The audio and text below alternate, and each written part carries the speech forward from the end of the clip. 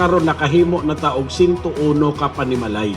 Kanang 101 mao ni atong nahatag ikakaron, pero naay 20 ka pin pa nga gaong-ong nga mga balay nga ongoing construction nga padong nasad ihatag.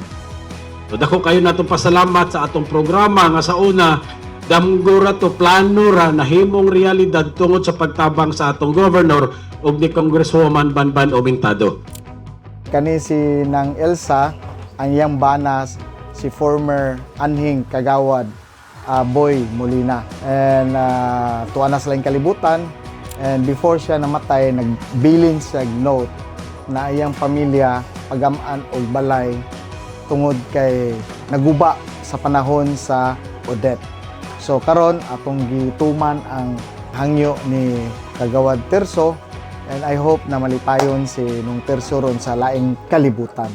And Ma'am Ilsa, hinaut ko na ang pingan mo ning balay, and remember na bisagwa na si nung Terso na amin ni board member Lucy Lagunay, nagmahal gapon ninyo. Ako nagpasalamat karon sa ninyong tanan, labi na ni Ares Aragutado, Mayor Dodong Literatos ug tanang mga kapulisan. Daghan kayong salamat. Nalipay jud kog dako nga nana ko'y ning higdaan.